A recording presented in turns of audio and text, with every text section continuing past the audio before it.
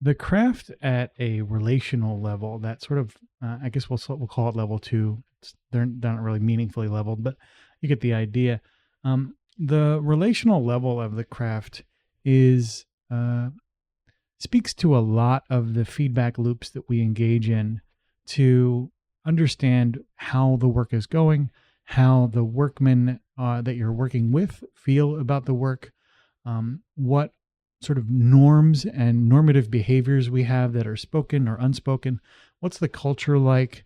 When we talk about the craft in this way, we're really talking about uh, complex uh, interrelationships. We're talking about the kinds of things that are studied in organizational psychology or in group dynamics. But for our purposes, when it comes to how we can apply those, perhaps without all of that sort of expertise in the background, we can really just start to analyze the interactions that we've had. Think about the way that uh, uh, a a project or an effort that you had undertaken as a group, where it went sideways, where it was successful. What what were the things that you could have done to help better leverage the organization, the craft itself, to help you achieve the sort of overall objective? This relational understanding moves us to that leadership space where we have to be able to both have a high emotional intelligence to understand the nature of the way we're interacting, and a very high sort of organizational intelligence. We've got that an understanding of what each person in the room is going to need to walk away feeling like they have been a part of the team or part of the success. We want to include and incorporate everyone in the process when it comes to understanding how to best leverage the craft. Including everyone in the process does not necessarily mean making sure that everyone participates in the same way.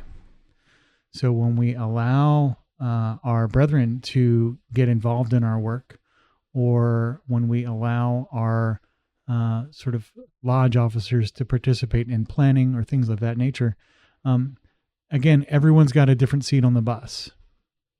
And it's really important when it comes to that to be able to set the relationship up in a way where everyone can feel valued as if they're contributing in a meaningful way to the overall organization.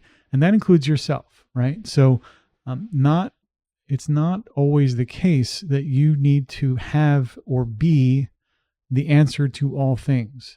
And you'll see that a lot in leadership training, management training, that kind of thing, where they talk about, correctly leveraging the organization, giving out work in a meaningful way, not overtaxing certain people that are super effective. All of those kinds of things will come up as you start working and surfacing the craft as a concept. Now, this is harder for some of our brethren that don't actively participate in a lodge. As a solo practice, what you want to consider here is how we work with the fraternity as a concept, with the sort of workmen as a concept. Are there people that you can get involved with or reach out to that can help you achieve your objectives? Maybe they're not immediately in your lodge. Maybe you don't see them on a regular basis. But how can you offer them something of value so that they can, again, participate with you in exchange or in a related context? When we start talking about these things at a relational level, again, we're really moving to this much, much broader scope and incorporating the ways of working required to not just kind of self-manage, but manage in a group or in a relationship. That includes also collecting data and feedback along the way. So when you have asked someone for help or you're offering to participate in some way, it's important in this context to set the grounds of those relationships in such a way that say, hey, listen, I offered you help. What would it look like if I was successful in doing so? If you, at the end of the work, said, hey, this person did a good job, what would that good job look like? This is all part of that sort of relational setup for effectively using the craft as a concept to help you grow and evolve and advance. As you pursue this, you'll find there are folks you will naturally gravitate to, and managing your preferences there so that you include everyone, not just your favorite people, is also an important part of the conversation.